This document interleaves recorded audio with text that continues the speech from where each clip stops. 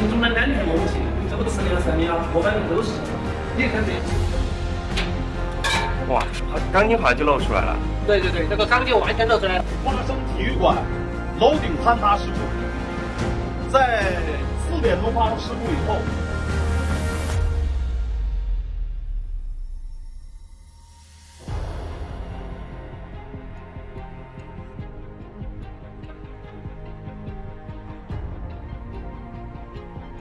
중국에서는 중국인들이 안전한 주택을 소유하기가 어렵습니다. 왜 꿈으로 변하게 되었을까요? 우리는 다 아는 바와 같이 중국의 부동산 산업은 세계에서 가장 큰 것으로 여겨질 수 있습니다. 중국인들의 대다수가 저축을 자신의 주택에 투자합니다. 그러나 중국의 주택 건설 품질은 항상 구매자와 거주자 양측에게 걱정거리였습니다. 중국인들은 종종 품질이 낮거나 심각한 안전 문제가 있는 건물을 두부 건물이라고 부릅니다. 예를 들어 2021년 6월에 어떤 네티즌이 새로 지어진 부동산 프로젝트에서 납품 후 물이 새는 영상을 업로드했습니다. 이는 중국 남동부의 한 연안 도시에서 발생한 일입니다. 6월 19일에 이 도시에서 7층 건물이 완전히 무너져 정확한 사상자 수는 알려지지 않았습니다. 건물은 오른쪽 상단에서 왼쪽 하단으로 무너져 도로의 일부가 파괴되었습니다. 건물의 프레임 구조는 수평으로 6에서 7개의 거리로 측정되었는데 그 기둥은 완전히 무너져 있었습니다. 이 사건에 대해 정부 당국이 책임을 묻힐 것인지 의문이 제기됩니다. 어떤 네티즌들은 피해자들이 심지어 통계에 포함되지 않는다고 풍자적으로 제안했고 강화 강철바의 부재를 지적하여 외국 단체에게 가져갈 수도 있다는 빗대기를 했습니다. 7월 5일에는 하얼빈의 고층 주거 건물 외벽에서 큰 면적의 단열재가 떨어졌습니다. 다음 날에는 푸냉에서 고층 건물 외벽에 타일이 떨어져 다수의 부상을 일으켰습니다.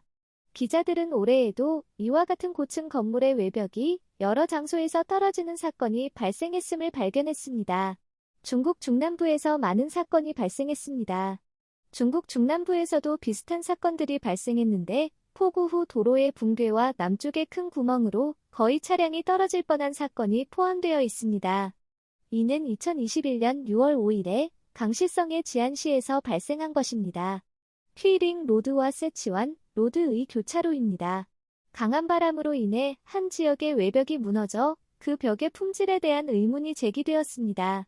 5월 18일부터 20일까지 신전에서는 세그타워라고 불리는 71층 건물이 연속해서 3일 동안 흔들렸습니다. 건물 안의 사람들은 패닉에 빠져나왔습니다. 그날 신전에서는 지진이 없었으며 바람 속도는 3에서 4 정도였습니다. 세그타워는 이전에 신전에서 건설 속도로 기록을 세우며 단기간에 한 층을 완성하고 나중에는 도시의 상징적인 건물이 되었습니다. 타워의 빠른 건설 속도가 대중들의 우려를 일으켰으며 3일간의 흔들림으로 흔들리는 건물이라는 별명을 얻었습니다. 심각한 바람풍 중에 건물의 외벽 단열재와 외벽 타일이 동시에 떨어졌습니다. 주민들이 주택의 문제를 신고한 후 정부 관계자가 현장을 방문하다가 고장으로 인해 엘리베이터에 약 20에서 30분 동안 갇히게 되었습니다. 2달 전에 개발업자는 새롭게 완공된 건물을 주택 구매자들에게 인도했는데 그들은 건물의 심각한 품질 문제를 발견했습니다. 이것들은 중국에서 흔히 두부 건물이라고 불리는 몇 가지 예시에 불과합니다. 두부 건물이라는 용어는 1998년 중국 전 총리인 주봉지가 남부 도시의 침수 방어 붕괴를 현장에서 검사한 후에 처음으로 만들어진 것입니다. 그 총리는 그것을 두부 건설 프로젝트로 강하게 비판했습니다. 그 이후로 두부 건설이라는 용어는 모든 중요한 중국 언론에 자주 나타나며 서서히 알려지게 되었습니다. 20년이 넘도록 중국에서의 두부 건설 프로젝트의 붕괴는 감소하지 않고 대신 더욱 퍼져나가고 있습니다. 그것은 계속해서 일어나며 결국은 전 세계에 알려진 중국의 주목할 만한 특징이 되었습니다. 수주에서 한 호텔이 무너져 17명의 비극적인 사망을 일으켰습니다. 이에 대한 책임을 묻히기 위해 25명의 정부 관리자가 조치에 직면하고 있습니다. 무너진 당시의 증인이었던 사람들은 여전히 무서운 경험을 생생하게 기억하고 있으며 이는 그들을 여전히 괴롭힙니다. 2021년 4월 25일 허난 성이안군에서 건설 중인 경치 다리가 붕괴했습니다. 중국 남부 지역에서는 건설 중인 고가도로에 갑작스러운 붕괴가 있었습니다. 중국이 번영해 보이는 시기에 드러난 현격한 문제는 부패에 만연한 문제였습니다. 경제가 점차적으로 위축되는 현재의 상황에서는 금융자원이 줄어들 때 이러한 하향된 건설 프로젝트에 대한 취약성이 뚜렷이 증가했습니다. 이것은 우리가 이러한 프로젝트의 품질에 신뢰를 둘 수 있는지에 대한 의문을 불러일으킵니다. 이러한 두부찌개 프로젝트들은 흔히 알려진 썩은 꼬리 건물들의 전조로 작용합니다. 최근 몇 년간 두부찌개 프로젝트의 급증은 곧 충분히 건설되지 않은 썩은 꼬리 건물들의 급증을 예고했습니다. 문제의 핵심은 개발자가 이러한 하향된 두부찌개 프로젝트를 성공적으로 주택 구매자에게 전달할 수 있다면 건물의 구조적 무결성과 안전을 보장할 동기가 감소할 수 있다는 사실에 있습니다. 이 점을 예로 들면 제중성도에서 지하 주차장이 붕괴된 불운한 사건이 있었는데 노출된 철근의 존재가 두드러져 하향된 두부찌개 프로젝트임을 나타냈습니다. 이것은 썩은 자격도성의 동굴이 무너진 절감이며 외벽은 구멍으로 가득 차 있으며 전기 콘센트는 없고 가스와 물도 없는 기본적인 시설이 없습니다. 매일 나는 계단을 올라 내려 물병을 힘들게 운반하면서 외부 호스를 사용해 그것을 채웁니다. 이것은 꿈에서 악몽으로 가는 것과 같습니다. 우리 가족은 이 집에 모든 것을 투자했습니다. 처음에는 이 도시에서 사업을 시작하려는 아들을 위해 구매했습니다. 그런데 그 건물이 이 정도로 악화될 줄은 몰랐습니다. 내 가족은 아들과 남편이 나와 이야기하려고 거절하는 등 파열되었습니다. 슈양 씨는 현재 실직 상태이며 원거리에 거주하는 아들과 남편은 그녀를 그들의 재정적인 문제의 원인으로 비난합니다. 그들은 의사소통을 끊었으며 그녀는 길린의 지방정부가 그녀의 처지를 해결하는 데 도움을 주길 희망하면서 불완전한 아파트에 살 수밖에 없습니다. 주는 소랑 카운티 맨션에서 그들이 쇠약한 아파트라고 부르는 약 20명의 구매자 중 하나일 뿐입니다. 이들은 건설을 완료하도록 개발자와 당국에 압력을 가하거나 중국의 심한 부동산 위기 속에서 여러 개발자들이 재정 제약에 직면하고 있기 때문일 것입니다. 일부 지방정부가 부동산 시장을 안정시키기 위해 구제기금을 설립했지만 선납금을 지불하고 대출을 받은 수많은 구매자들은 슈처럼 불확실한 상태에 처해 있습니다. 주는 2019년 초에 753평방피트 크기의 2베드룸 플랫을 얻었으며 자이쟁바오 부동산이 약 851달러 당 평방미터의 가격으로 유닛을 마케팅하기 시작한 약 1년 후에 구입했습니다. 이들 유닛은 바닥 난방과 공용 수영장과 같은 편의시설이 포함되었다고 소개되었습니다. 처음에는 계획된 34층 복합 빌딩에서 블록이 빠르게 올라가는 빠른 속도로 건설이 진행되었습니다. 그러나 제이딩보 부동산이 운이 2020년 6월에 돌아섰습니다. 그 당시 부모회사가 불법 모금 혐의로 피소되어 쇠약한 카운티 맨션의 유닛을 포함한 약 900만이 자산이 압류되었습니다. 결과적으로 건설은 2020년 중순에 갑작스럽게 중단되었으며 주는 몇 달 후에 상황을 알게 되었습니다. 그 기간 동안 주는 그녀의 감정을 천국에서 지옥으로 경험하는 것으로 묘사했습니다. 그녀는 생계를 유지하기 위해 외부에서 음식을 구입하고 필수적인 용도로 물을 끓이며 뜨거운 물, 수도 및 전기가 없는 완공되지 않은 아파트에서 겪는 어려움을 견뎌야 했습니다. 주민들은 심지어 임시 화장실을 사용해야 합니다. 그들의 처지는 중국 부동산 버블의 붕괴를 상징합니다. 중국의 선매 정책은 아직 건설 중인 속성에 대해 선불로 지불하고 은행 대출을 확보해야 하는데 이로 인해 무수한 구매자들이 어려운 처지에 처하게 됩니다. 이러한 속성이 기대에 미치지 못할 때 구매자들은 초기 예치금을 잃을 뿐만 아니라 은행 대출을 상환하는 부담도 겪게 됩니다. 중국의 다양한 지역에서 이러한 쇠약한 건물들의 모기업금 지급 중단은 위기를 악화시키고 있습니다. 중국에서는 왜 하향된 건설 프로젝트가 증가하고 있는 걸까요? 최근 구체적인 사건들을 살펴보며 이 문제를 알아보겠습니다. 2021년 8월 8일에는 중국 북부의 하얼빈에서 참사가 발생했습니다.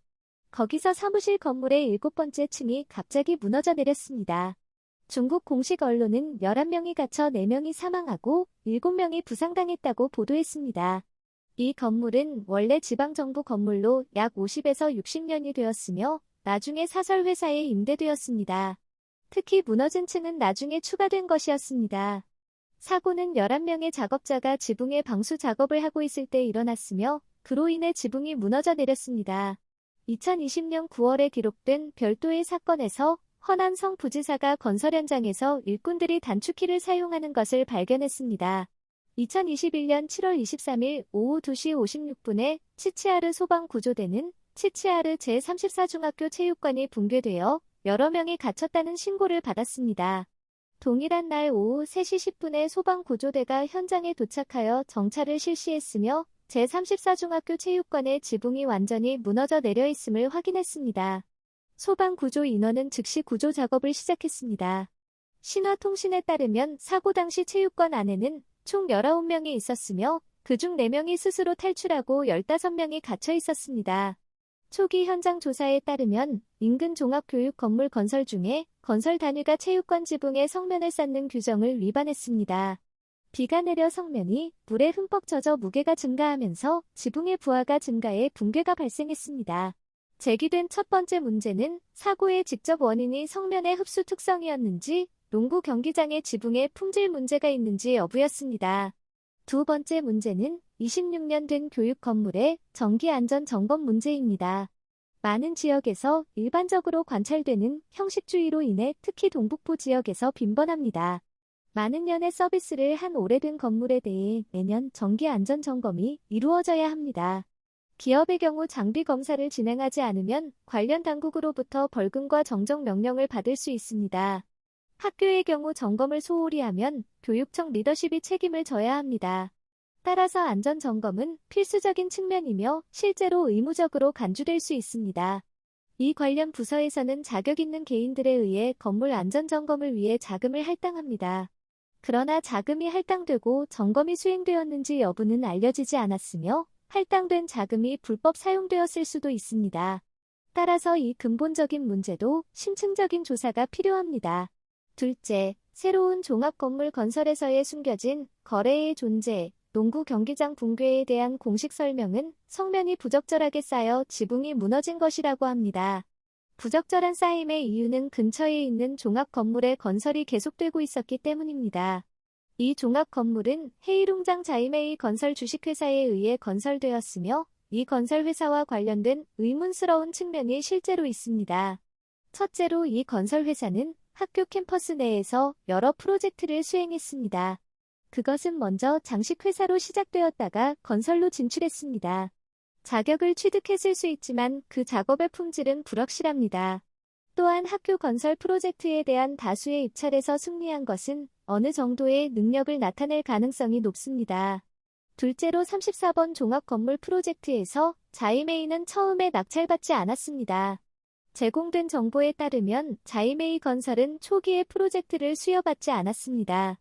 첫 번째 낙찰은 강수대양 건설 산업그룹 주식회사와 동북산림대학 공학컨설팅 디자인연구소 주식회사에 의해 확보되었으며 이 두 회사는 입찰 확률을 높였습니다. 이러한 작업은 실제로 두 회사가 입찰을 확보하게 되었고 입찰 가격과 디자인 수수료는 각각 3,154만 위안 민 66만 5천 위안으로 공개되었습니다. 그러나 이후에 뭔가 이상한 일이 발생했습니다. 낙찰 후 잠시 후에 프로젝트는 이 일로 인해 무효로 선언되고 재입찰되었습니다. 두 번째 입찰에서 자이메이 건설이 낙찰을 받았지만 입찰 가격은 공개되지 않았습니다. 다시 말해 그들은 처음에 낙찰을 받아 입찰 가격을 제공하고 디자인 기관을 지원했지만 프로젝트가 취소되었습니다.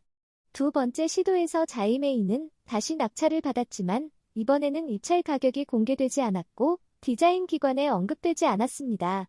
기자들이 당시 프로젝트 디렉터와 인터뷰하려고 시도할 때 디렉터가 이적되어 연락할 수 없다는 주장이 있었습니다. 결론적으로 자이메이 건설회사의 34번 건물 건설 참여 전체가 신비로움에 쌓여 있습니다. 현재 중국은 사망한 학생들에 대한 모든 정보를 숨겼습니다. 7월 24일에 많은 사람들은 한 여자 아이의 아버지가 그날의 사건에 대한 고통을 표현하는 영상을 보았습니다. 아버지는 그의 딸이 건물 안에 있었고 그녀의 사망 소식을 방금 전에 알게 되었다고 말했습니다. 그러나 실제로는 그의 딸은 이미 구조된 순간부터 숨을 거둔 상태였지만 그는 그녀를 보거나 정보를 얻을 권한이 없었습니다. 그는 자식의 죽음을 받아들이지만 정보가 숨겨지고 대규모 경찰의 존재가 단지 어지럽히기 위한 것처럼 보였던 상황을 받아들일 수 없다고 했습니다. 그때에야 사람들은 초기 보도가 긍정적인 뉴스만을 중점적으로 보도하고 현실을 공개하지 않았다는 사실을 깨달았습니다.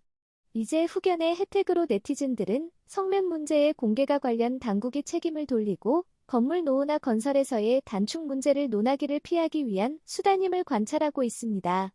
다양한 문제들이 나타나면서 이러한 요소들의 결합이 관련 기관들의 이미지를 대중의 눈에 손상시켰음이 분명해졌습니다.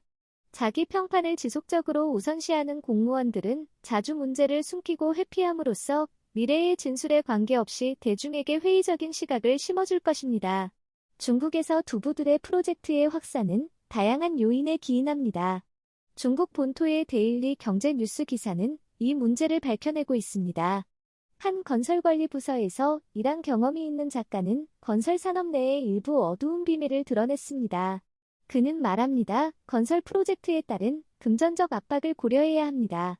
자금은 재료, 노동 및 관리 비용을 커버해야 합니다. 치열한 시장 경쟁은 얇은 이율률을 유발합니다. 전체 건설 예산이 프로젝트에 할당되더라도 이윤은 종종 10% 미만으로 남습니다. 따라서 프로젝트 자금의 상당 부분이 뇌물에 사용될 수 있습니다. 수익을 유지하기 위해 대규모로 구석이 죄어지고 저금된 재료가 구입되거나 노동 비용이 불이행될 수 있습니다. 이러한 문제는 중국에서 건설의 급속한 속도에 의해 악화되고 있습니다. 프로젝트를 신속하게 완료하려는 욕망은 서둘러진 작업, 충분하지 않은 품질 통제 및 저금된 재료 사용으로 이어집니다. 또한 건설 산업의 암묵적인 규칙은 조건이 허락할 때 24/7로 작업해야 한다는 것이며 이는 조잡한 기술력에 기여합니다.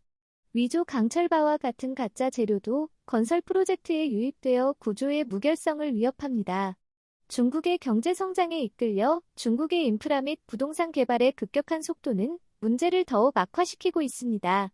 재정적 압박, 경쟁, 느슨한 감시, 급속한 발전 및 비윤리적인 실천의 결합은 중국에서 불량 건설 프로젝트의 증가로 이어져 공중 안전과 재산의 중대한 위험을 초래하고 있습니다.